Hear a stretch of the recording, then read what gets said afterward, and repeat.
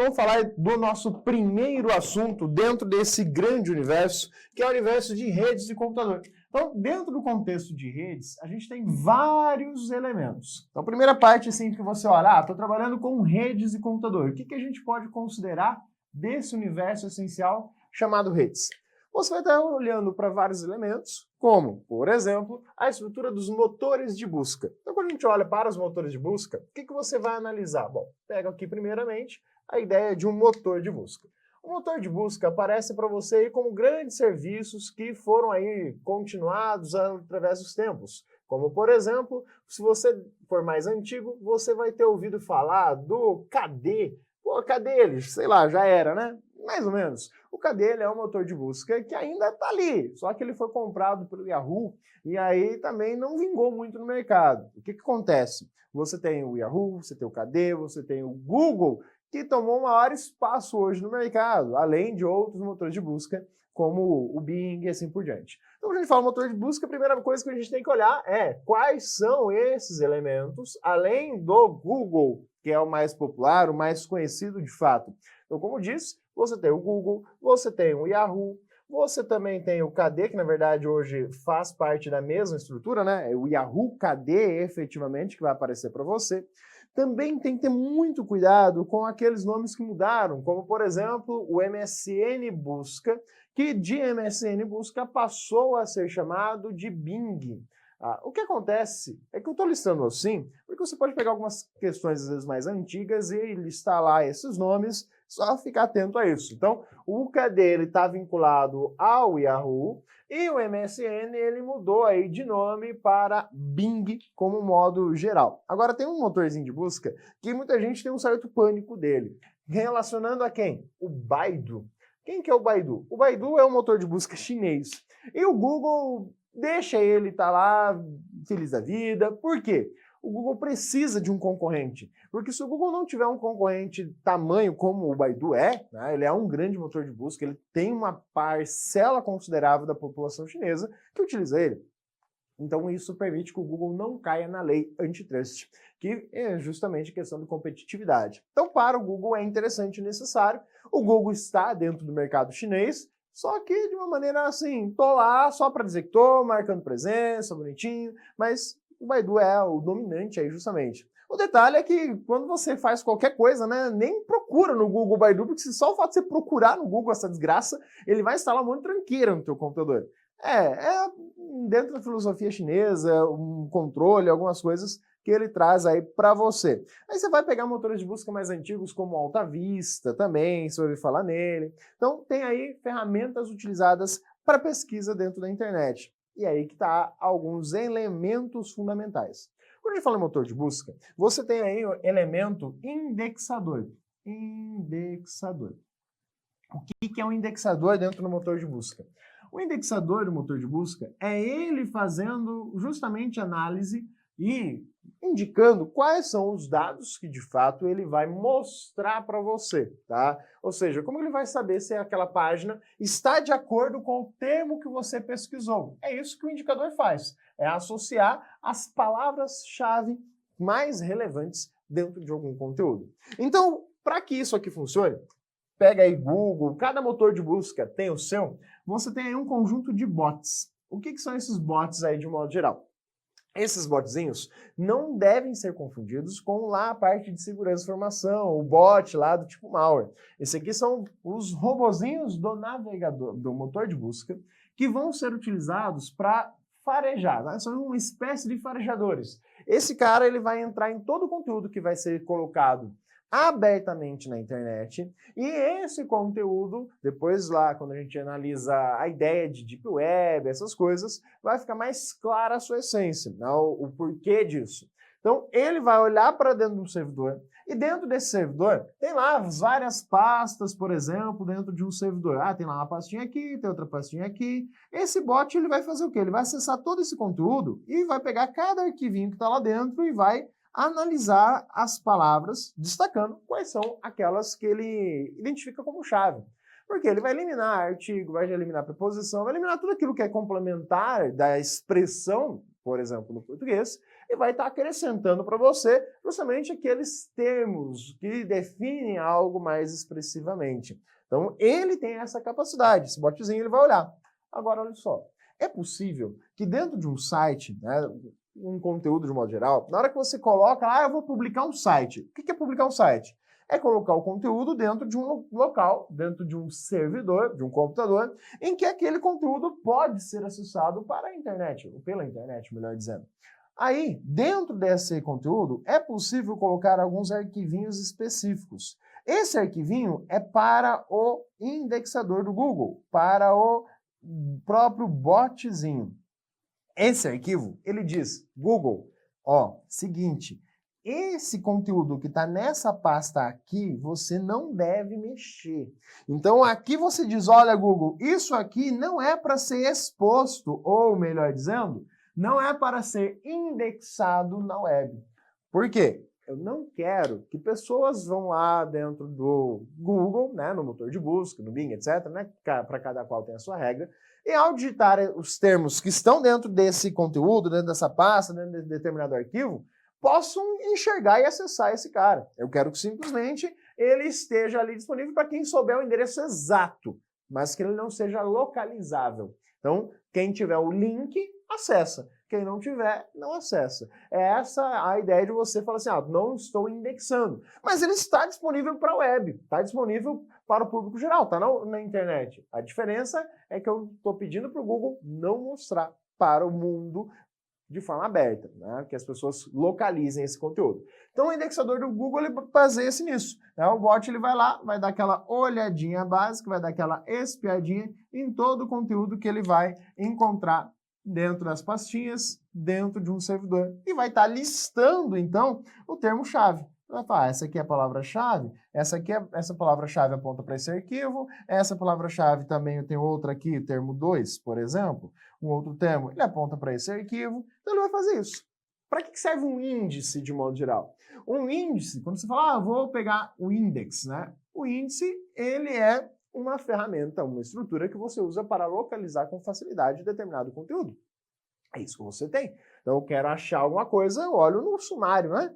Só cuidado. Quando você pega material escrito, você tem duas formas de índice. Isso é importante dentro da edição de textos. Você tem lá no começo do documento, que é o sumário, e o do final do documento, que é o índice remissivo, que é mais associado a isso aqui. Por isso que a gente fala indexar aqui. Porque quando você pega o índice remissivo, é um conjunto de palavras-chave que aparece no final do livro, normalmente, né, no material impresso, e no lado da palavra indicam-se as páginas em que aquela palavra aparece. É isso que o Google faz. Quando você digita uma palavra-chave, ele vai pegar e vai mostrar a lista de páginas que tem aquele conteúdo que você está pesquisando. Então, por isso que a gente fala em indexar. Então, a analogia à coisa física, ela é necessária porque é o que de fato acontece. Então, o Google é um dos motores de busca. Agora, quando você fala no motor de busca, você tem que analisar as ferramentas de busca avançada. Então, aqui a gente olha para as opções, os recursos que ele tem, ou opções de busca avançada. Então, quais são as opções de busca avançada? Busca avançada. Pode aparecer aqui de duas formas, tá? E aí a gente vai ter que ter um certo cuidado na hora que você for analisar isso daqui. Você tem operadores de busca, que é isso que a gente vai trabalhar primeiro, que são utilizados durante a expressão da consulta, e você tem as ferramentas para cada tipo de consulta. Como assim?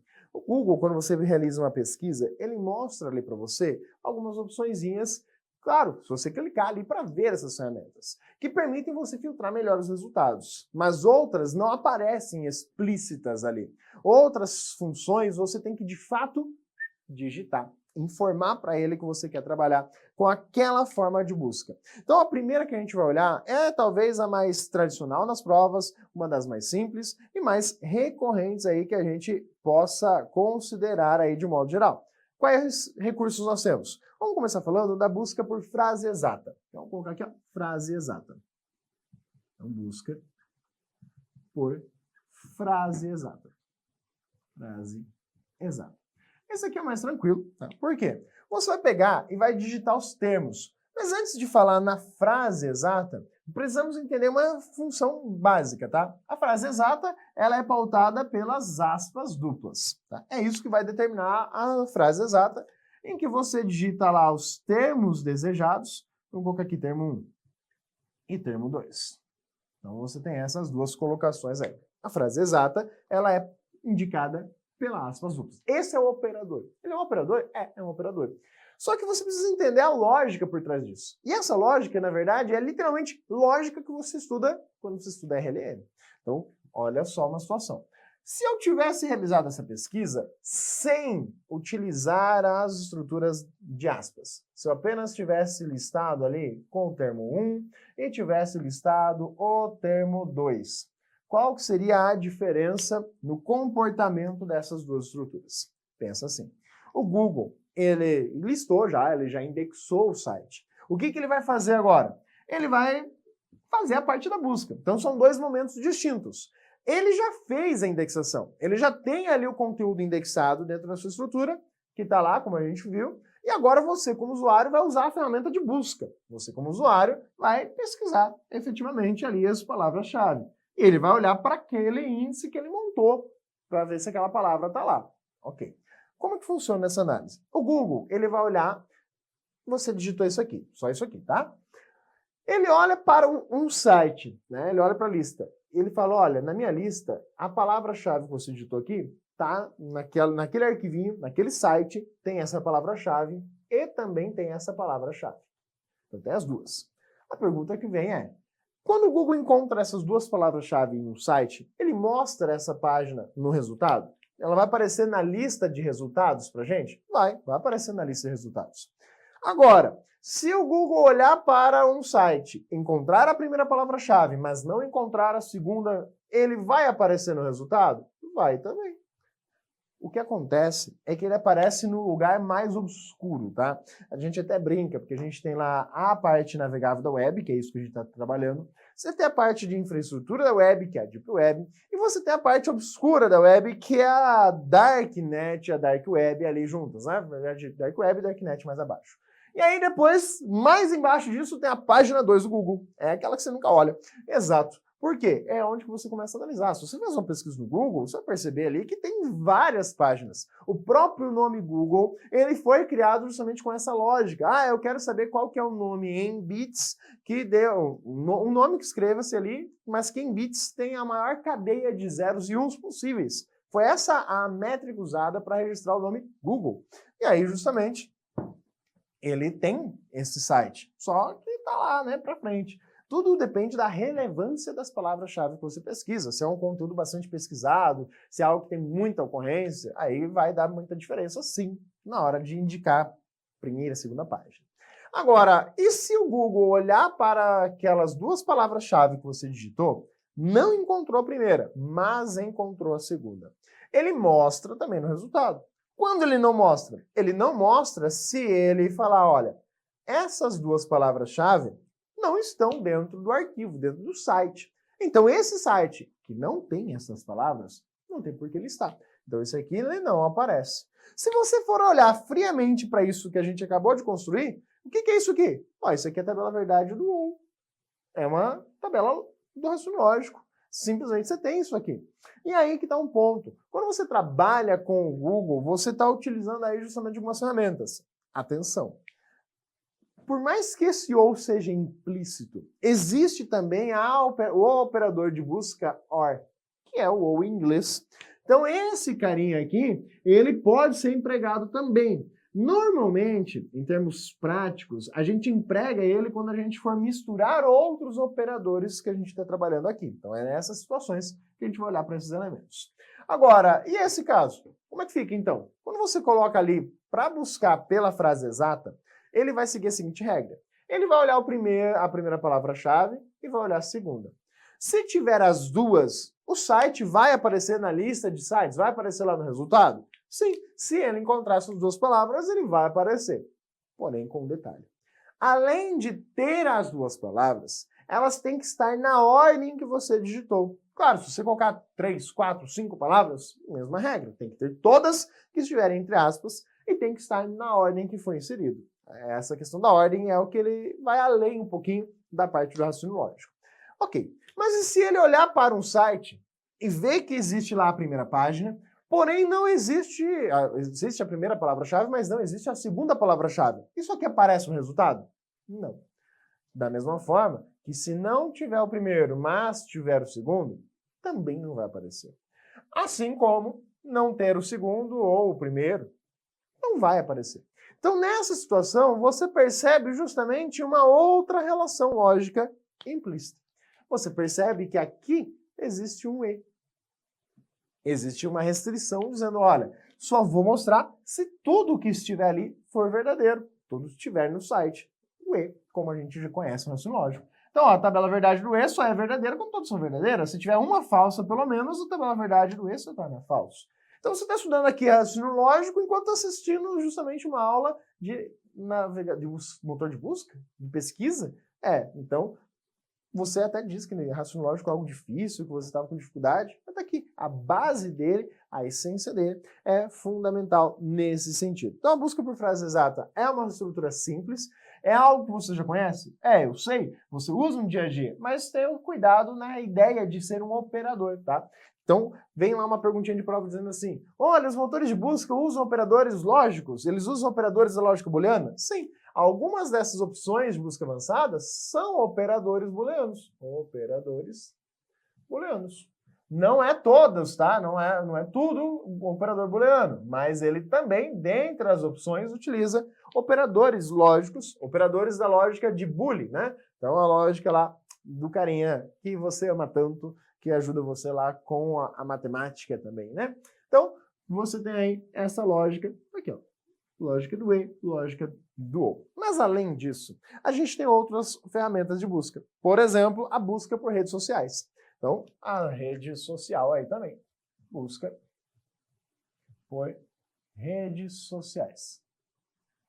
Quando a gente olha em redes sociais, você vai buscar utilizando o quê? O caractere arroba. Então, no Google, literalmente, você vai abrir o Google ali e vai digitar arroba e o termo que você deseja. Então, você vai colocar ali, por exemplo, arroba João Paulo. Ou melhor, arroba JP Urso. Ao digitar essa expressão, o que vai acontecer? O Google ele vai mostrar todas as redes sociais em que eu utilizo este usuário como login. Eu não necessariamente, mas que alguém utiliza, né? Se tiver alguém em outra rede social diferente das que eu uso, pode estar criando. Então, por exemplo, eu vou lá no Reddit e crio um usuário. Vai aparecer lá, esse usuário não vai ser eu, vai ser outra pessoa. Então, primeiramente, ele vai pesquisar e vai listar as redes sociais, esse usuário aí. No meu caso, aparecer lá o Instagram, vai aparecer o Facebook, vai aparecer o Twitter. Então, vai aparecer aí justamente as ferramentas onde que tem esse usuário cadastrado. Não necessariamente pertencente à mesma pessoa, tá? Simplesmente você está pesquisando por esse usuário. Vídeo exemplo, imagina você, quero criar um nome para a minha rede social e eu quero garantir que ninguém esteja utilizando. Joga ele ali no Google para ver se ele em uma outra rede social está sendo utilizado. É essa a ideia que você vai analisar. Então busca utilizando aí o caractere arroba, ele vai buscar pelo usuário. E também seguindo a vibe das redes sociais, o que você vai trabalhar também é com a busca por conteúdo rastreável. O que é esse conteúdo rastreável? Conteúdo rastreável é justamente algo que as pessoas utilizam com uma nomenclatura não tão correta, mas aceitável, né? Que você fala assim, eu vou procurar lá pela hashtag. Tá, o que é hashtag? Pelo amor de Deus. Isso aqui, esse caractere, tá? Esse aqui se chama caractere sharp. Esse é o nome do caractere, tá? Esse carinha é um caractere com o nome sharp. Então, para de falar, olha, é hashtag. Não. Isso aqui, os antigos chamam de jogo da velha, outros chamam de cerquinha, outros chamam, sei lá do que, né? Não tem mais tanto nome desse negócio, mas tudo bem. Então, tem lá o sharp. Aí você vai digitar o termo que você quer buscar aí. Então, você coloca aqui uma palavra-chave justamente.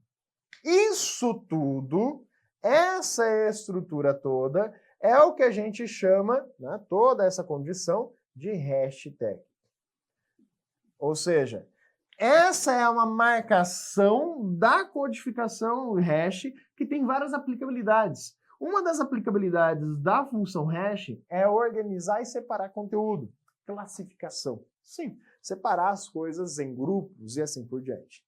Por quê? Rede social, você tem gente escrevendo de tudo quanto é jeito. Você tem gíria, você tem gente escrevendo errado pra caramba. Você tem muita coisa ali que é escrita pela simplicidade, muitas vezes não tem aquele apreço com a formalidade do português. Mas, o que acontece? Se eu quero procurar determinada palavra-chave, jogar direto ali nos comentários, em tudo aquilo que você posta, texto, dá um trabalho. Então, como é que faz para simplificar isso? Cria-se uma estrutura que eu já vou lá e procuro. Então, eu olho dentro de uma postagem, dentro de um comentário, e já procuro por isso aqui. Eu falo, ó, legal, essa é uma palavra-chave, esse é um termo. E a ideia é que as pessoas utilizem ele de uma forma mais repetitiva. Então, toda vez que alguém estiver falando sobre um determinado assunto, usa aquela mesma marcação, para que eu possa depois ver informações. Então, por exemplo, se você é concurseiro, você vai usar as redes sociais justamente para isso. Falar, eu quero procurar alguma coisa sobre dica de informática. Então, você joga lá, dica, aí você coloca dica de informática, você coloca lá, informática para concurso, e assim por diante. Você vai pegar várias referências fazendo alusão ao conteúdo que você deseja. Então, é uma forma de você filtrar o conteúdo nas próprias redes sociais. Isso aqui também é conhecido como termômetro da web. Quando você pega o Twitter, que foi o primeiro elemento que trouxe mais essa ideia de rastrear conteúdo, palavra-chave, de forma mais grandiosa na internet, né? Não necessariamente o primeiro a usar o conceito, mas o primeiro que foi de uma forma mais relevante, mais significativa, o que ele faz? Simplesmente ele permite mensurar qual é o assunto mais falado. Então você tem lá as redes sociais tendo essas ferramentas que pesquisam ali justamente qual é o assunto do momento, qual é o Trend Topics do Twitter.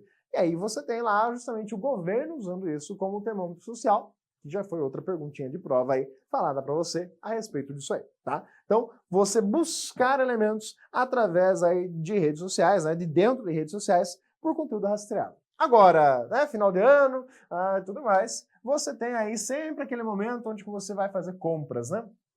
O que acontece? Muito cuidado, porque durante o dia a dia, ao realizar uma compra, você pode usar o Google também para fazer uma busca por preço. Então, você tem lá a busca por preço. Então, por mais que você olhe, às vezes, uma promoção, algo do gênero, é sempre interessante usar o Google ali.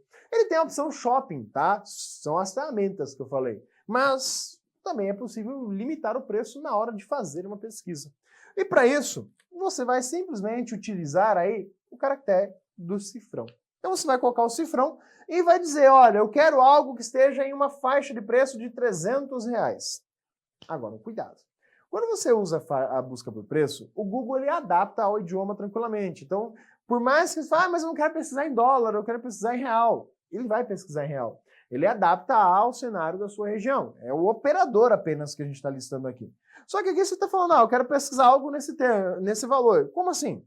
Você vai digitar a palavra-chave ainda, né? Você não vai jogar só o valor. Você vai colocar assim, eu quero procurar por isso com essa faixa de preço. Só que tem que ter um detalhe. Aqui, quando eu falo faixa de preço, você coloca meio que uma média de preço. Por quê? Aí vem uma outra forma de busca.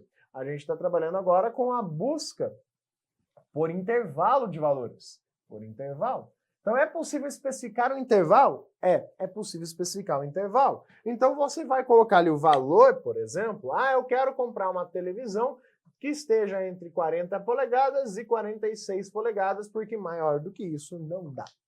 Não tem distância para poder colocar ela. Então, você vai usar isso aqui. Você vai colocar entre os valores um ponto seguido do outro. Ponto.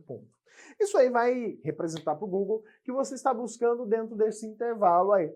Você quer de valores, quer estruturas ali dentro. Claro que você pode complementar, né? Você pode falar assim, é uma TV, então você coloca lá em polegadas. De preferência isso no último, tá? Para ele entender isso. Senão vai acabar entendendo como aspas duplas. Então você coloca ali, justamente, eu quero trabalhar com algo relacionado a polegadas. Ou quero fazer uma busca por valor aí misturada. Eu posso fazer isso? Pode. Você pode misturar a brincadeira aqui tranquilamente. Fala, olha, eu quero algo que esteja entre 200 e 300 reais. Então você coloca ali e entre você coloca lá o ponto, indicando, eu quero algo que esteja nessa faixa de valores. Mas o quê? Ainda tem que digitar o termo, tá? Então não é só aquela estrutura. É importante colocar a palavra-chave que vai limitar o conteúdo que você deseja de fato utilizar dentro dessa estrutura, beleza? Então, seguindo, o outro operador, a outra estrutura que a gente vai trabalhar dentro desse elemento, além do intervalo, além disso tudo, é misturar a coisa, é falar na busca aí por o qualquer, tá? Antes de entrar aí no domínio específico, vamos falar na busca por qualquer. A busca por elemento faltante. Como assim?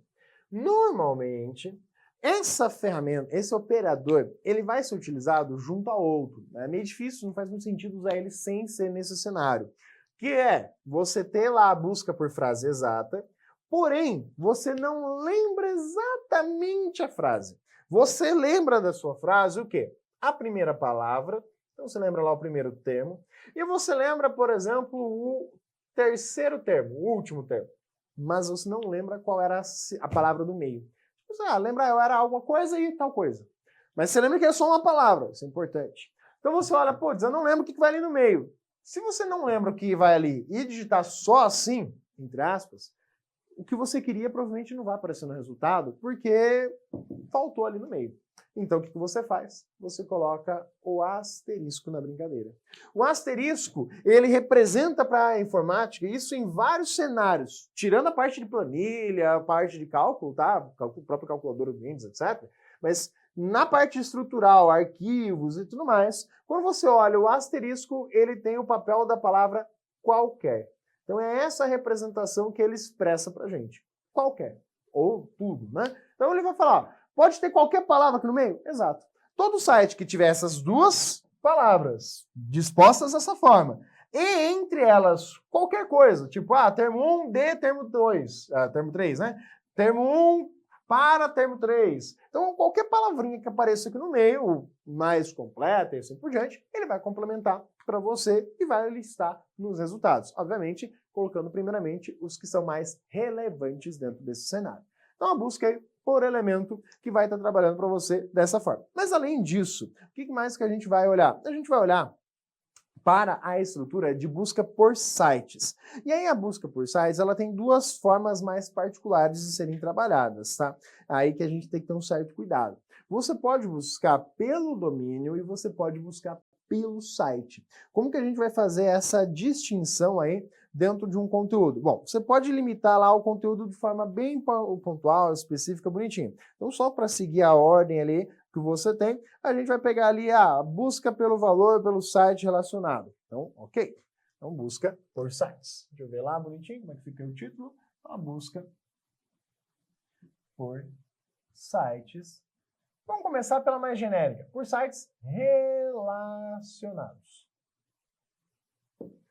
O que serão sites relacionados? Imagine o seguinte, eu, por exemplo, quando fui trabalhando como síndico, eu tinha que pesquisar lá, eu queria implantar no condomínio, um sistema de gestão do condomínio. O que acontece eu não achava termo para poder dizer qual que era o sistema de gestão do condomínio. Porque só gestão aparecia em empresas de gestão. Apareciam ali as empresas que queriam falar, olha, eu quero administrar o seu condomínio. Eu não queria isso, eu quero um sistema que permita gerar boletos por conta própria. Legal. Então, o que acontece? Eu achei um. Muito carimpando, achei um. Legal. Só que para poder achar outros, como é que eu fiz? Eu joguei lá assim, ó. Related.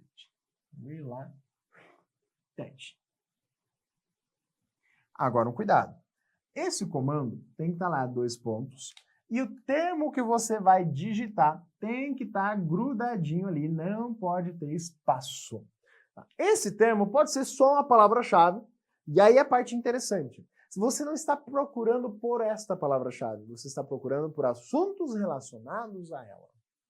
Então é essa a ideia. Você está procurando por páginas que tenham relação com ela, mas não ela exatamente. Não quero aquela palavra, não quero resultados de sites que tenham esse termo, mas que tenham algo parecido, relacionado, sinônimo, algo do gênero. E nesse termo, eu posso estar usando, ao invés de uma palavra qualquer, então eu posso pensar aqui uma palavra-chave, ou eu posso empregar aqui a ideia de um domínio mesmo, um site propriamente dito. Por quê? Eu não quero o site, eu quero sites relacionados a ele. Então, eu quero procurar os concorrentes. Aí, um jeito de fazer a busca é usar o related para tal. Agora, também tem que ter cuidado com o seguinte, você tem a ferramenta de busca por site no site. Então aqui dá para usar de duas formas. Vou colocar aqui por site ou no site. O Google, ele permite que você utilize algumas expressões. Tá? Claro que os outros motores de busca utilizam algumas dessas aqui não funcionam, por exemplo, no Bing. Outras funcionam diferentes. Por exemplo, no Bing, você pode usar o parênteses ao invés das aspas, que funciona da mesma maneira. No Google, parênteses não tem utilidade, então tem uma diferença ali. Então, por site ou no site. O que acontece? Você vai usar a expressão site. Há algumas versões anteriores do Google, você também poderia empregar aqui a opção em site. O que acontece nessa opção site? É um comandinho, 2 pontos, e você também tem duas maneiras de trabalhar com ela. Ou você coloca ali o domínio por inteiro, né, o site por inteiro, mas aí você vai colocar assim, ó, vou colocar assim, domínio, e aí você entende o que é o domínio, né, site.com.br, e então o termo que eu vou pesquisar. Quando eu faço isso, eu estou dizendo para o Google que eu não quero que ele me mostre resultados de qualquer lugar da internet. Eu quero que o Google olhe só para aquele site e que diga para mim, olha, dentro desse site, são esses arquivos, são esses links, são essas páginas daquele site. É que site não é literalmente uma única página, tá? Uma página, ela é um site, mas não é somente, é um lugar. Tanto que, se você for pegar a maioria das provas de concurso, ele traz lá com a tradução português-Portugal. Ele, em vez de escrever site, escreve sítio, que é para a ideia de lugar. Então, é isso que você tem. Então, você tem um lugar onde que tem vários conteúdos lá. E aqui você está dizendo, eu quero que apareçam só páginas daquele lugar, daquele domínio ali específico, para que eu possa ver ali. Então, pensa assim, sites normalmente como sites do governo, eles não têm uma ferramenta de busca muito funcional. Até tem lá a opção, eu quero pesquisar aqui, beleza. Mas o que acontece? Não são muito funcionais. Então você pode usar o próprio Google para pesquisar dentro daqueles sites. Então essa é a essência da busca por site. Outra busca que é importante a gente observar é se você conhece só um termo. Então, por exemplo, site, e aí eu só conheço o termo. Eu não lembro qual que é o nome do site por inteiro, mas eu lembro que no meio do site tem aquela palavra-chave. Então aqui ele vai listar para você sites que tenham no seu nome aquela palavra-chave. Então veja que é um pouquinho diferente o resultado. Acontece o seguinte aqui. Quando você normalmente digita uma palavra-chave avulsa, o Google ele sempre prioriza para listar sites que tenham aquela palavra-chave no domínio dele. Então, usar essa forma aqui ela não é muito produtiva, não agrega muita coisa. É mais comum a forma anterior. Mas aí a gente tem que ter uma análise muito perigosa em cima de uma outra forma de busca, a chamada busca exclusiva. O que é essa busca exclusiva? Não é que ela é única. Busca exclusiva quer dizer que ela vai eliminar resultados da busca. Então, pensa assim. Você quer pesquisar por uma palavra-chave, como, por exemplo, cookies. Se você jogar aí no Google Cookies, você vai ter resultado de um monte de receita, como fazer biscoito, um monte de coisa, não é mesmo? Como que você faz para direcionar mais para cookies de navegador, cookies da web? Você coloca lá a expressão assim, ó, menos. E grudadinho você coloca a palavra que você deseja eliminar. No caso, vamos colocar aqui, receita. Então, o que vai acontecer? Se o Google olhar para um site e o site tiver a palavra cookies, beleza. Ele mostra no resultado, desde que não tenha a palavra receita. Se tiver a palavra receita, não aparece no resultado, mesmo tendo a palavra cookies. Então você está eliminando ali aquela estrutura. Você também pode fazer uso de outras. Por exemplo, só isso aqui não for o suficiente. Então, sei lá, coloca lá ingredientes. Então você vai colocando ingredientes. Não queria deixar tão grande, mas tudo bem. Então você coloca lá outras palavras. E aí você vai adicionando restrições. Uma coisa importante. Tanto faz a ordem, tá? Posso pegar isso aqui e colocar aqui ou jogar ele lá para trás antes da palavra-chave que ele vai entender normalmente. Agora, outra situaçãozinha muito tradicional de provas de concurso é a busca por arquivo específico. Arquivo específico. Ou de tipo específico, né? Arquivo específico. Ou seja, você vai estar buscando por tipo deste arquivo. Essa aqui é uma das muito recorrentes em prova de concurso. Quais são os tipos? Bom, é a extensão de um arquivo. Como é que você faz para limitar, então, dentro dessa extensão básica? Você vai usar ali a palavra-chave desejada, né? Então você vai digitar o termo que você deseja pesquisar na internet e você vai colocar lá a expressão file type. Cuidado! Já veio questãozinha de prova trocando o Y, trocando type por file, então muito cuidado com a posição. E aí, 2 pontos, tudo grudadinho, não pode ter espaço aqui. E qual é o tipo? O mais tradicional de prova mesmo é o mais tradicional na prática, que a maioria das pessoas procuram por arquivos em PDF. Mas você pode colocar ali CSV, PSD, qualquer tipo de arquivo. Alguns você vai encontrar muito mais resultados que outros, obviamente. Então, você está procurando por isso. Também, tanto faz. Se eu pegar isso aqui e colocar antes dessa expressão, o Google vai entender o que você gostaria de fazer e vai apresentar para você o resultado disso aí. Então, são ferramentas básicas de busca que você vai estar utilizando aí de um modo geral. São opções, né? Os motores de busca utilizam para que você possa refinar os seus resultados. E é sempre importante lembrar que o Google também é uma calculadora. Se você chegar ali no Google e digitar uma expressão aritmética e apertar Enter, ele vai mostrar o resultado disso, vai mostrar essa calculadora para você de um modo geral. Então, dá uma olhadinha aí na tela. O que você tem é justamente a tela do Google. E essa tela do Google, ela mostra para você a pesquisa. Então, como eu falei, vamos procurar por cookies aí, ó. Se eu jogar lá cookies e apertar Enter, ele traz as receitas. Como que a gente diminui um pouquinho essas receitas? Você coloca lá o menos e coloca lá receita ou receitas, né? Sempre no singular, acho que tem um efeito maior. E aí ele vai diminuindo um pouco. Sim, mas você vai pegar situações de páginas que ainda continuam sendo exibidas aí. Por quê? Porque elas não têm ali a palavra receita de fato, mas conta alguma coisa, vende cookies, algo do jeito, tá? Esses aqui de cima, cuidado, esses aqui são os patrocinados, tá? Eles estão vinculados de uma outra forma. Então esses aqui eles vão ignorar a tua regra. O que conta é que daqui para baixo, tá? Então muito cuidado com essa percepção mostrada aí para você. Agora atenção, quando você busca usa o Google, você pode refinar por imagens a sua busca, você pode buscar a sua... Volta aqui para mim. Derrubei a internet.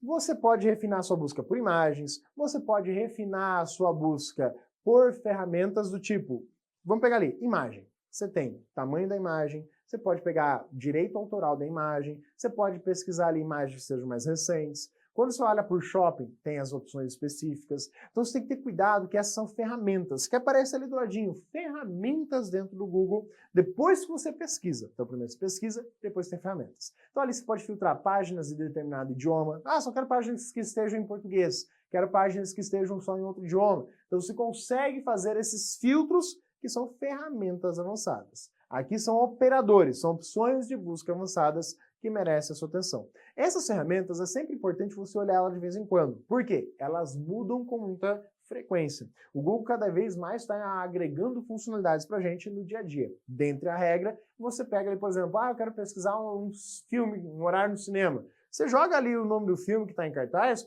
o Google já mostra para você a programação. Você fala, filme tal no cinema tal. Ele já mostra a programação daquele cinema, sem você ter que abrir o site do cinema. Então, isso é uma das inúmeras outras coisas.